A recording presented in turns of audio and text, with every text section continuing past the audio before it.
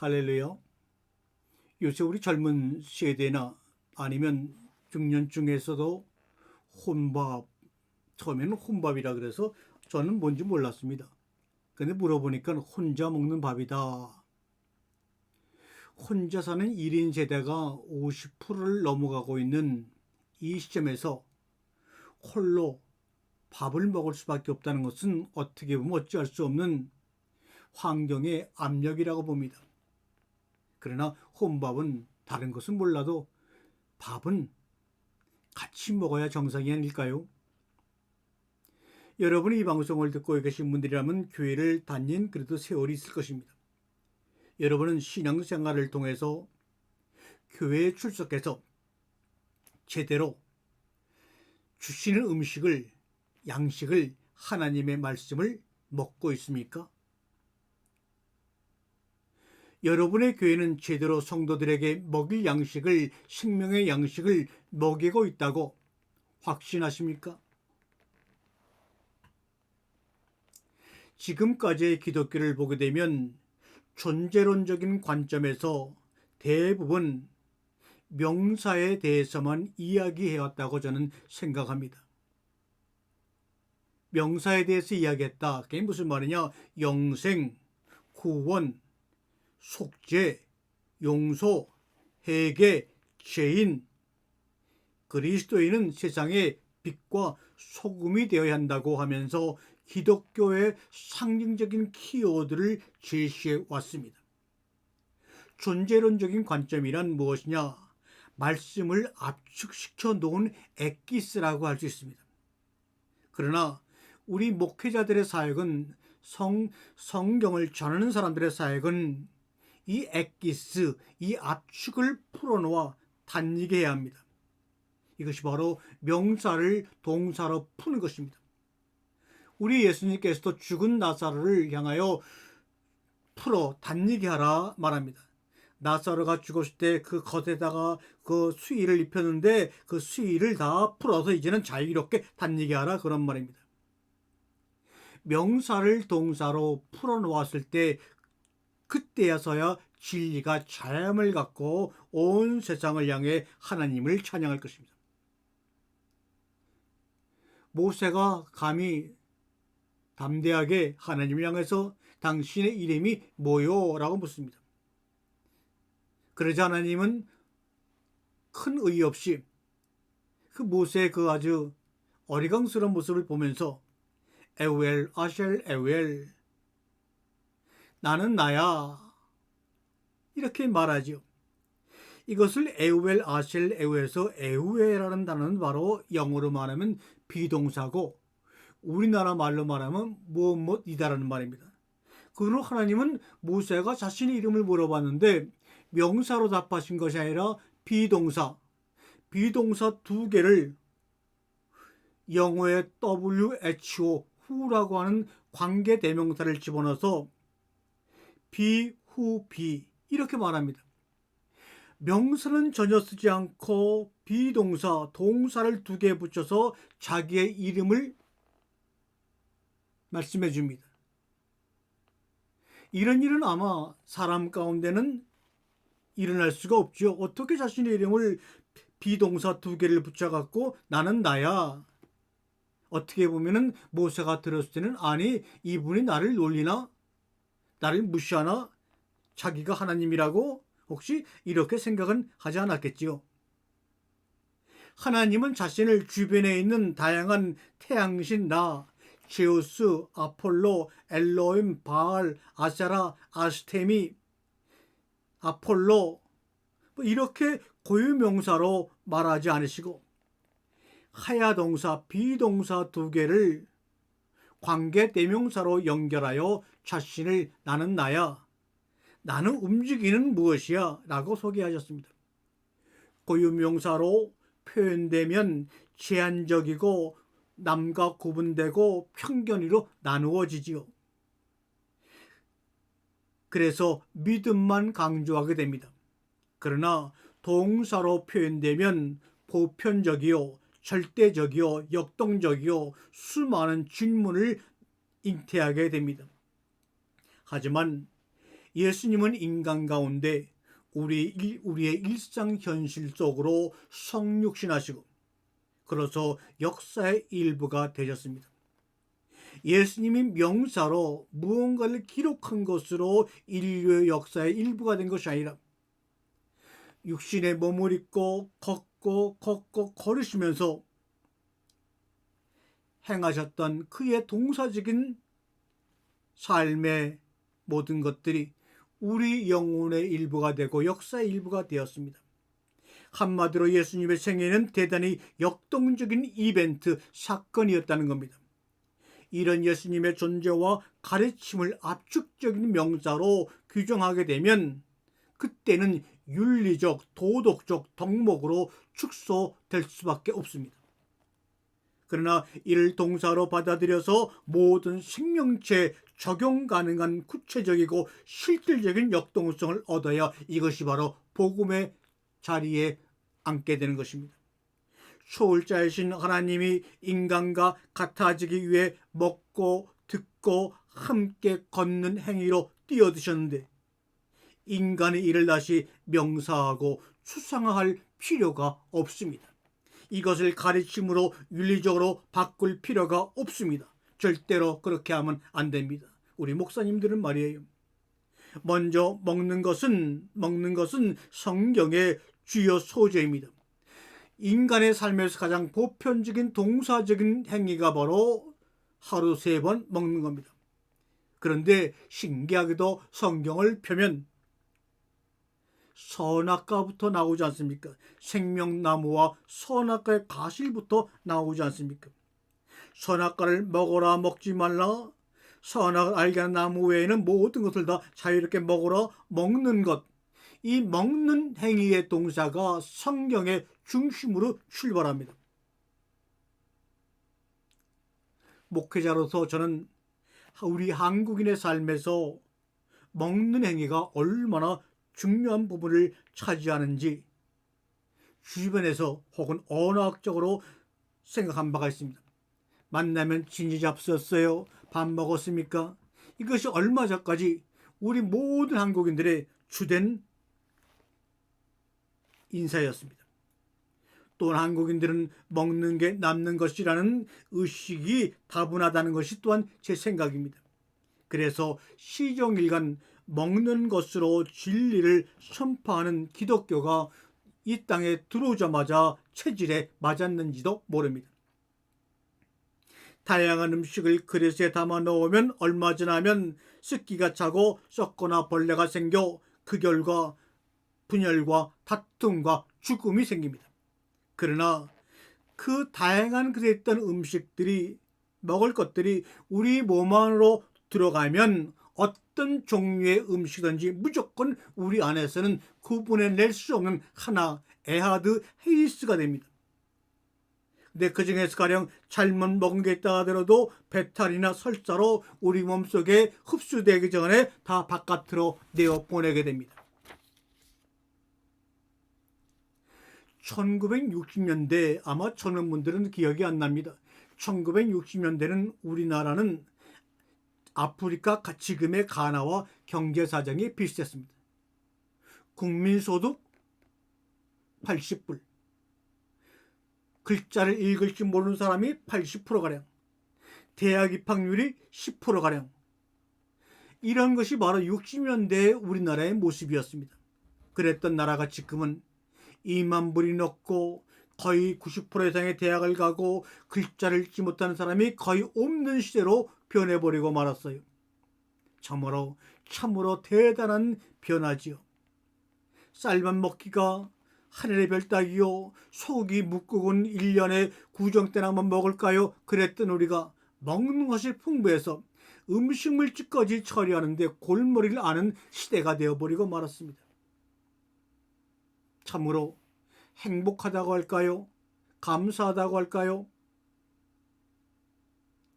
우리 성경은 선악과를 따먹는 이야기부터 최후의 만찬의 이야기까지 전부 다 처음과 나중 알파 오메가가 전부 먹는 이야기였습니다. 먹는 것으로 시작해 먹는 것으로 끝나는 게 성경이었던 거죠. 알고 보니 먹는다는 것은 참으로 중요하고 귀중한 말이었습니다. 십자가의 죽음을 앞두고 선보이신 마지막 행위가 제자들과 함께 빵을 나누는 식사였다는 것은 우리에게 무슨 의미를 주고 있습니까? 나를 먹어라, 나를 먹어라, 나를 둘로 나누지 말고, 나를 셋으로 나누지 말고 하나로 먹어라. 선악을 알게 하는 나무, 이거 하나로 먹고, 생명나무 이거 하나로 먹고 둘로 나눠 먹지 말아라. 생명을 알게 하는 나무가 선악을 알게 하는 나무로 있다라고 하신 창세기 2장의 말씀처럼 나를 하나로 먹어라. 예수님이 3년의 공생애를 통해서 보여주신 행적과 기적과 설교와 가르침은 이거는 아는 지식입니다. 머리로 깨우쳐야지만 알 수 있는 지식입니다.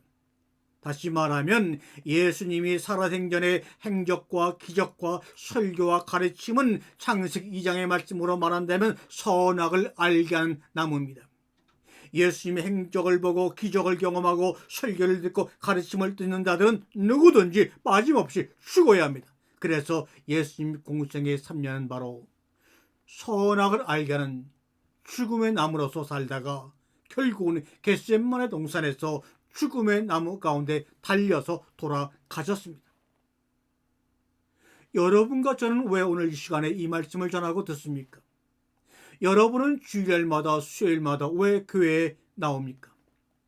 왜 우리는 하나님을 믿고 기도를 합니까? 믿지 않는 사람에게는 보이지 않는 것을 보는 눈을 얻을 수 있기 때문입니다. 우리가 기도하고 하나님을 믿고 말씀을 듣는 이유는 믿지 않는 사람들에게는 보이지 않는 저 세상의 삶을 눈으로 볼 수 있기 때문입니다. 그것이 바로 기도요, 우리가 받는 복입니다. 성경에 나오는 단어들은 우리나라와는 전혀 다른 사막 문화, 양을 키우는 유목민 문화를 배경으로 기록된 것입니다. 그래서 한데 엮을 수 있을 만한 것이 별로 없는 상황인데도 한국어에는 성경과 나란히 엮어 소통되는 표현들이 많이 번역된 것을 볼 수 있습니다. 앞서 우리가 먹다에 대해서 이야기했지만 따지고 보면 여러분 한번 생각해 보세요. 한국에서는 선악과 이야기가 사실 나올 수가 없습니다. 아니 왜 한국에는 선악과 얘기가 나올 수 없나요, 목사님? 창세기 3장의 뱀의 이야기가 뱀이 아담을 이브를 유혹하는 이야기가 등장할 수 없어요. 아니 도대체 무슨 얘기하려고 목사님이 그렇게 뜸을 들이십니까? 우리 한국 사람들은요, 뱀이 인간을 유혹하기 전에 뱀을 먹어 치워버립니다. 참으로 세계에서 이상한 민족이요, 유일한 민족입니다. 뱀을 먹어 치워버립니다. 그러니 뱀이 무서워서라도 도망을 가지 한국 민족들을 뱀이 유혹하겠습니까? 근데 뱀을 먹어버린다고 합니다. 먹으면 먹는 거지 버리는 것도 뭡니까? 먹으면 그냥 먹는 것이지 먹어버리거든요. 버리긴 왜 버립니까? 그런데 먹어버린다라고 표현해요. 먹고 버리는 것이 있으니 이삭도 생기는 겁니다. 먹고 버리니 그 버린 것들을 주변의 이웃들이 또 주워서 이삭 죽기로 자신의 생계를 이어가는 창세기의 문화가 먹고 버린다는 표현 속에서 우리나라에도 존재했던 것입니다. 그러므로 기독교가 들어온 지 얼마 안 됐지만 성경을 읽고 먹는다는 이야기를 통해서 그 예수님이 하신 말씀, 성경의 이야기가 우리 민족들의 마음속에 꼭꼭 이해가 되었던 것입니다. 성경에 들어오기 수백 년 전부터 뱀을 보약으로 먹은 민족에게 선악과 이야기는 참으로 이해가 안 되는 이야기임에도 불구하고 성경에 나온다니. 그런 이야기를 목사가 이야기하니 속은 터지더라도 안 믿어지더라도 믿는 척 해줘야 하는 것이 우리들의 어려운 성도들의 실정이었습니다. 목사님들이 이 성도들의 속사정을 알아야 합니다. 성경의 진리에도 이삭들이 있을 수 있습니다. 우리가 밀레라는 위대한 화가가 그린 이삭 죽는 여인들이라는 그림이 있습니다. 그런데 그 그림을 밀레가 그냥 그린 것이 아닙니다.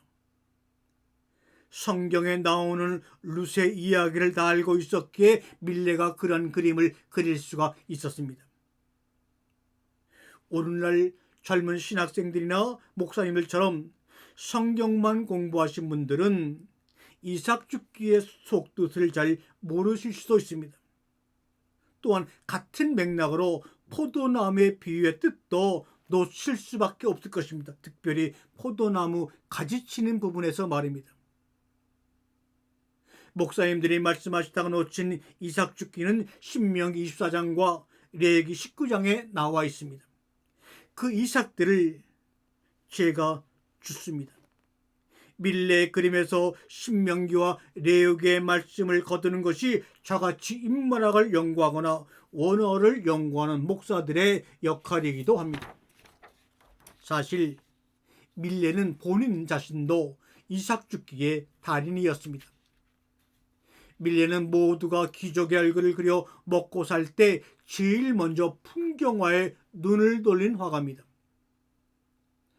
하지만 처음에는 전혀 인정받지를 못했습니다. 그림이 팔리지 않아 먹고 살 길이 없어 몇 번이나 자살하려고 했을 정도니까요. 밀레가 그린 여인들과 부부는 정말로 지독히 가난한 사람들이었습니다. 종소리가 울리는 대제를 향해 경건히 기도드리는 농부들의 이미지에는 당대 추기경의 얼굴로는, 교양의 얼굴로는 설명할 수 없는 아름다운 신학이 해석되어지고 있었습니다. 밀레는 성경에 있는 이야기들을 그림으로 스토리텔링했습니다. 대지를 향해 종소리가 울릴 때 농부들이 경건하게 기도를 드렸는데 사람들은 농부들이 왜 기도하는지를 몰랐습니다. 하지만 밀레는 신명기에 나온 이 이야기에 대한 지식이 있었기 때문에 그 그림을 그릴 수 있었습니다. 농부들의 감사기도와 가나안이들에게 허용된 이삭 죽기를 성경의 맥락과 연결시킬 수 있는 지식이 밀레에게는 있었기 때문입니다. 이삭 죽기는 예수님의 가계를 완성시키는 엄청난 업적으로 이어졌지요. 자, 보세요. 롯의 이삭 죽기를 한번 생각해 보십시오. 롯의 이삭 죽기는 단순한 이방인의 이야기가 아닙니다. 구속사 구원의 이야기입니다. 롯은 가부인데다가 이방인의 가난하게까지 했습니다. 그래서 남이 다 수확하고 난 뒤에 떨어진 이삭을 주어 시어머니를 봉양했습니다. 그런데 어느 날 그 땅의 주인인 보아스가 그런 룻을 보고는 크게 감동해 결국 결혼까지 했고 자식을 낳아 한 가계를 이루었습니다.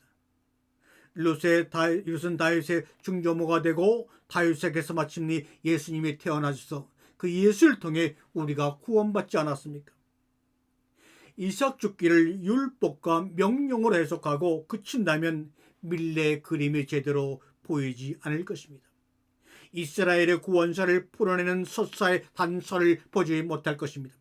이렇게 보면 성경은 먹는 것에서 시작하여 하나님이 자비를 거쳐 구속사에까지 이르는 놀라운 이야기가 바로 먹는 이야기입니다.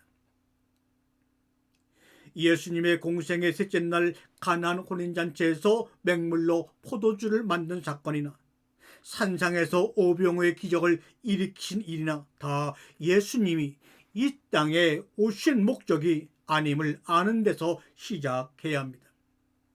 우리가 섬겨야 할 사람들은 결코 죽어야 할 사람들, 먹어도 배고프고 마셔도 목마른 사람들이 아닙니까? 그들에게 영원한 생명을 주는 것이 바로 예수님이 오신 목적이요 우리들의 사명입니다. 우리도 이 목적을 의식하면서 이탈해야 합니다. 세속적 유구의 세계를 만족시키기 위해 교회가 존재한다고 잘못 생각하면 절대로 안 되는 것입니다. 그것을 넘어서 탈출하고 추록해야 합니다. 예수는 혼자서 다만 외롭게 십자가에 못 박혀 죽으셨습니다. 모든 인간의 괴로움, 원죄 무거운 짐을 혼자서 걸머쥐었습니다. 길에서 십자가를 같이 짊어지자고 했을 때도 그는 그것을 완벽하게 거부하였습니다. 그러나 식사만은, 밥 먹는 것만은 혼자서 절대로 하지 않았습니다. 그는 여럿이 자리를 같이 해서 먹기를 희망했습니다. 그것이 바로 예수님의 최후의 만찬입니다. 이 시대에 유행되는 혼자 먹는 밥, 혼밥은 어떤 합리적인 이유와 시대적인 상황이라고 우겨도 우리 모두 반드시 극복하고 탈출해야 할 밥이 되어야 할 것입니다. 죽음을 홀로 감수하는 사람조차도 빵을 먹고 술을 마시는 데에만은 타인이 필요했던 까닭입니다. 예수 십자가 옆에는 최후의 만찬에 또 다른 식탁의 의미가 있었다는 것을 잊어서는 아니 됩니다. 종교의 의미를 말하려고 하는 것이 아닙니다. 개인과 집단의 관계는 바로 십자가와 만찬의 식탁처럼 역설적인 관계를 지니고 있다는 것을 이야기하려고 하는 겁니다. 좀 전에도 말씀드렸지만 요즘 한국 사람들의 식문화에서 특이사항은 여러분도 알다시피 혼밥 문화입니다. 밥은 원래 혼자 먹는 것이 아니지 않습니까? 인간이 가장 외로워 보일 때가 혼자 밥 먹는 순간이 아닐까요? 물론 주동적으로 혼밥을 택한 것이 아니라 어쩔 수 없이 혼밥을 해야 할 때 더욱 그렇습니다. 예술가는 예수처럼 위대하지는 않지만 십자가와 식탁의 의미를 동시에 지니고 있다는 점에서 같은 길을 걷고 있다고 해도 과언이 아닙니다. 밀레가 그것을 그림으로 보여주었죠. 작가는 언어를 그의 식탁 위에 차립니다. 그리고 그의 친한 이웃들이 함께 착석해 주기를 바랍니다. 빵과 술이 되는 그 언어는 그 자신의 육체요 피인 것입니다. 함께 먹고 함께 마시는, 그리고 주고 또 받아먹는 그 만찬의 관계야말로 언어의 커뮤니케이션입니다.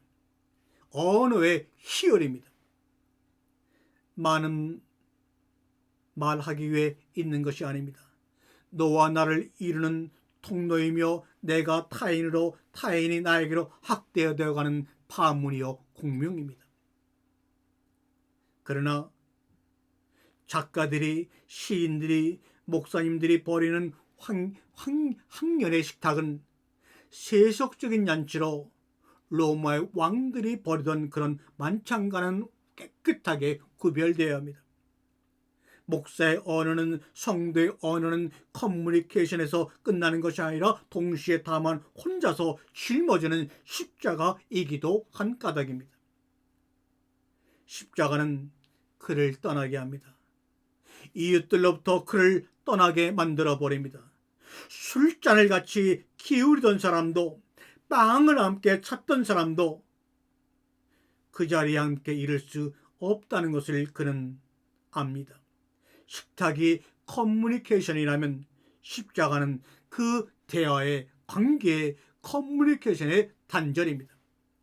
식탁이 역사요, 사회요, 집단이라면 십자가는 개인의 본질이요, 사랑이요, 개인의 죽음인 것입니다. 그러므로 최후의 만찬처럼 작가는, 목사는, 시인은 하나의 식탁 위에 그의 언어를 마련하고 있는 귀한 사람들입니다. 따스함과 눈물이 함께 있는 향연의 분위기 속에서 교감과 단절의 모습, 그리고 그 긴장 속에서 한 조각의 빵과 한 방울의 술을 함께 마십니다. 이것이 바로 최후의 만찬. 이것이 인간을 위해서 언어가 베풀 수 있는, 말씀이 베풀 수 있는 최대의 잔치일지 모릅니다. 우리 귀하신 예수님의 최후의 만찬은 어떻습니까? 단순한 잔치상이 아니지요. 예수님은 유월절 명절 저녁이면 십자가에 달려 죽으실 예정이었습니다. 그 자리에는 예수님을 배신한 제자 유다도 함께 참석해 있습니다. 그런데 우리 예수님은 유다에게도 빵과 포도주를 주셔서 입에 넣어주셨습니다. 같이 먹는다고 하는 것은 용서한다는 뜻이지요. 예수님은 유다에게 나아가서 해야 할 바를 하라고 허락하셨습니다. 예수님이 오히려 유다를 동정하셨다고 생각이 듭니다. 태어나지 말 걸 그랬구나 하며 마음속에 눈물을 흘리며 불쌍하게 여기셨습니다. 배신까지 헤아리시는 예수님은 이 치유의 만찬 잔치상에서 가장 외롭고 고독한 분이셨습니다. 먹는 것은 먹는 대상을 없어지게 만드는 행위지요. 한번 따라해 보세요. 먹는다는 것은 먹는 대상을 없어지게 만드는 것입니다. 사과를 먹기 전에는 보기도 하고 향긋한 냄새도 맡고 먹으면 저 아삭아삭한 소리도 들을 수 있는데 먹고 나면 없어져 버립니다.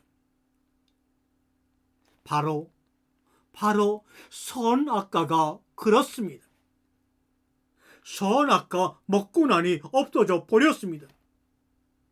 그리고 눈을 활짝 뜨고 눈을 다시 활짝 뜨고 보니 그것은 내 속의 생명나무 과실이었습니다. 아멘.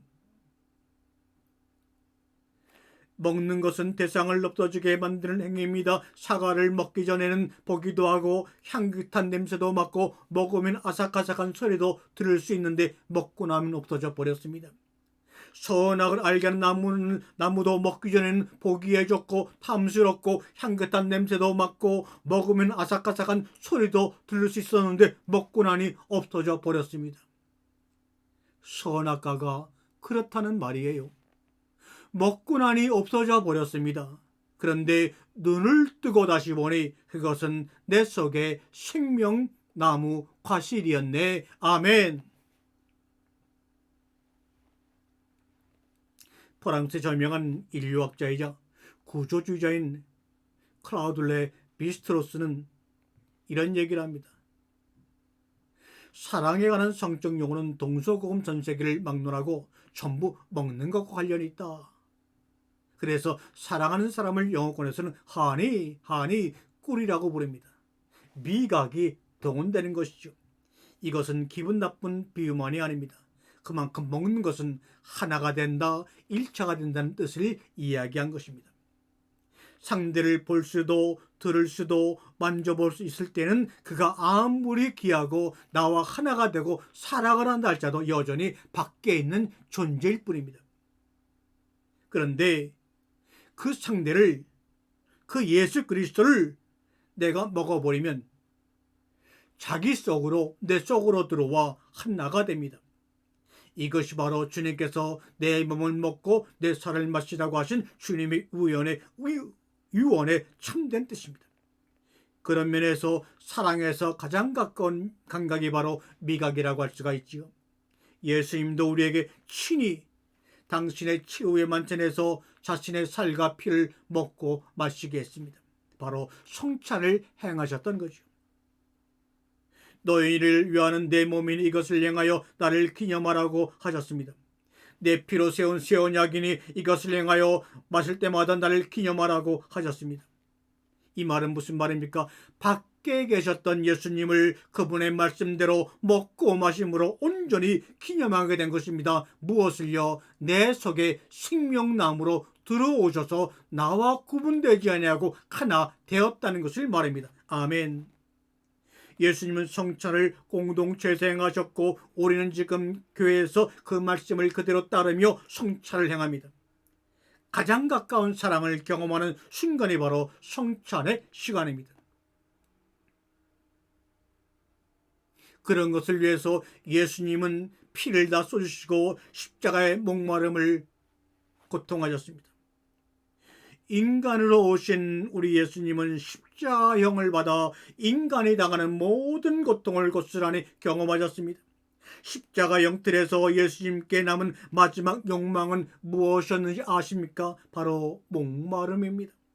얼마나 목이 마르셨는지 몇 마디 하지도 못하는 참혹한 순간에 내가 목마르다, 요한복음 19장 28절에 말씀했죠. 내가 목마르다.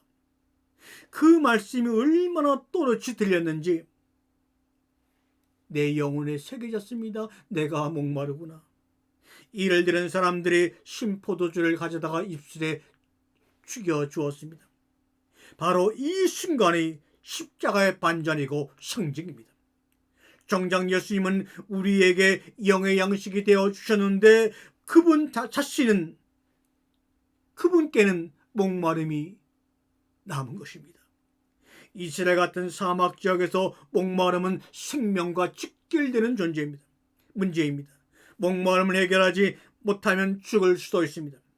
말세란 아무리 빵을 먹어도 배부르지 않고 아무리 물을 마셔도 목이 마른 형벌이 임하는 때가 바로 마지막 때라는 것을 우리는 알아야 합니다. 지금 우리가 그렇지 않습니까? 이렇게 삶이 80불에서 몇십 년 만에 2만 불이 넘는 풍요로운데 그 속 어느 때보다 잔혹한 빈곤이, 목마름이 도사리고 있습니다. 이 시대가 주는 풍요의 빵은 사망의 빵이기 때문입니다. 하나님의 말씀, 하나님의 빵은 영원한 빵입니다. 그러므로 죽지 않기 위해서 영원한 빵, 하나님의 말씀을 날마다 새롭게 먹어야 합니다. 이로써 사람은 빵만이 아니라 하나님의 말씀으로 살게 됩니다. 또 잠깐 갈증을 달래주는 사마리아 운물가의 물이 아니라 영원히 목마르지 않은 물을 마셔야 합니다. 구약시대 하나님의 선자는 하나님이 주신 말씀을 두루마리째 직접 삼키는 시청각 퍼포먼스를 보여주기도 했습니다. 바로 에스겔 3장 1절에 나오지요. 지금 우리는 그럴 필요는 없습니다. 그러나 우리가 사회에게 건네는 빵에 적어도 빈곤과 목마름이어서는 안 되겠습니다. 예수님은 인간의 누구이고 악이 무엇이며 슬픔이 뭔지 아는 인간의 아들로 오셨습니다. 그래서 우리를 위해 이탈을 하신 것입니다. 그렇기 때문에 우리가 주려는 생명의 양식은 예수님이 권위로 물을 포도주로 만드신 그런 유가 아닙니다. 오해하지 마세요. 오해하면 절대로 안 됩니다. 진정 슬픈 자들, 죽어야 할 자들, 먹고 마셔도 여전히 배고프고 목마른 이들을 구하고 생명을 주기 위해 예수님이 오신 겁니다. 이 시대 이 땅의 교회의 역할을 육의 세계를 만족시키는 것으로 생각할 수가 있는데 하지 말라는 것이 아니라 넘어서는 안 됩니다. 육을 넘어 영적 허기와 목마름을 채워주는 이 시간이 되어야 합니다. 예수님을 먹는 것을 부정하신 적이 없습니다. 하지만 육신에 먹는 것이 전부가 아닙니다. 일용할 양식을 넘어서는 생명의 떡을 주러 오신 분입니다.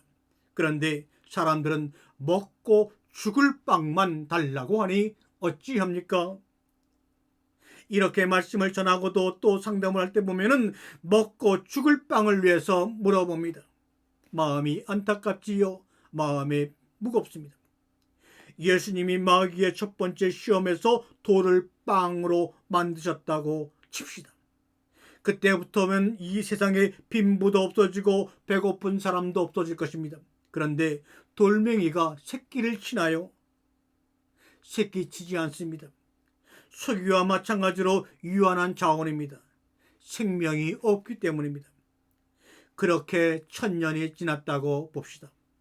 결국 돌로 떡을 만들어 먹었기 때문에 돌멩이도 지구상에서 없어져 버렸을 것입니다.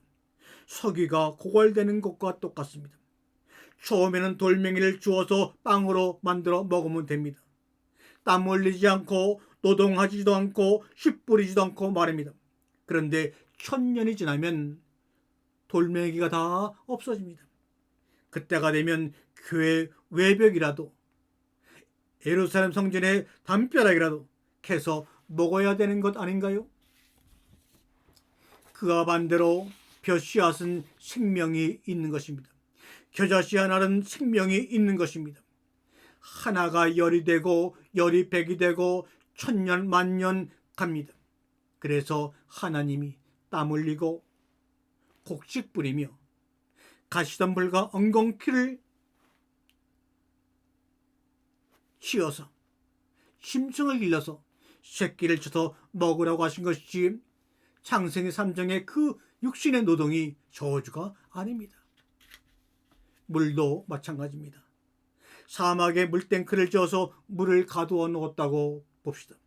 며칠이나 가겠습니까? 결국 물은 샘 쏟아야 합니다. 그것이 바로 야곱의 운물이요 이삭의 운물입니다. 물이 샘 쏟으니 가축도 먹고 삽니다. 그런데 언젠가는 샘도 마르겠지요. 그래서 예수님은 사마리아 여인에게 한 번 마시면 영원히 목마르지 않는 물을 가부에게 가르쳐 주신 것입니다. 예수님이 주신 포도주는 영원한 것입니다. 울문물은 언젠간 마르지만 포도는 계속해서 열매가 열립니다. 예수님이 주시는 빵은 돌빵이 아닙니다. 그 맛은 빵은 귀리 맛입니다. 귀리는 누가 만드나요? 하나님이 주신 씨앗을 우리가 땀 흘려 농사져서 먹게 됩니다. 그것이 바로 하나님의 사랑이고 우리가 처한 현실입니다. 그래서 노동에서 얻은 일용할 양식을 하나님이 주신다는 고백이 진리가 되는 것입니다. 그런데 우리는 교회에 와서 돌멩이를 먹게 해주시는 그 예수님만 찾고 있습니다. 원죄가 있다는 말은 예수님이 대속하시지 않고서는 그 누구도 현실로부터 벗어날 수 없다는 것과 같은 말 아닌가요? 예수님을 통해 지음받은 흙사람에서 하나님의 형상과 모양대로 창조된 말씀의 사람으로 변화되어 가는 과정은 성경이 우리에게 들려주고 있고 보여주고 있습니다. 이것은 절대로 세상 사람들은 볼 수가 없지요. 우리가 예수님을 믿는다는 것은 볼 수 없는 이것, 들을 수 없는 이설을 듣고 보고 듣기 위해서입니다. 이것이 바로 기도이고 축복이고 언약입니다. 먹고 살아야 할 죽을 빵을 노동해서 반드시 먹어야 한다는 말입니다. 비록 죽을 빵임에도 먹도록 해주신 은혜에 감사하며 땀 흘려 사는 것이 아니라 돌멩이를 빵으로 먹으려는 것이 우리의 잘못된 현실입니다. 오늘날 우리가 교회에서 주어야 할 양식은 떡은 돌멩이 빵도 아니고 먹고 죽을 빵도 아닙니다. 바로 생명의 빵입니다. 이 생명의 빵 자체가 바로 예수 그리스도입니다. 예수님이 바로 우리가 먹어야 할 하나님의 말씀입니다. 예수님이 나눠오신 빵인 그분의 몸과 포도주인 그분의 피를 먹으면 그것이 우리 안으로 들어와 우리를 살게 합니다. 영원히 줄이지 않고 목마르지 않을 그 생명의 빵을 주는 것이 바로 우리들의 참된 교회여야 합니다. 아멘.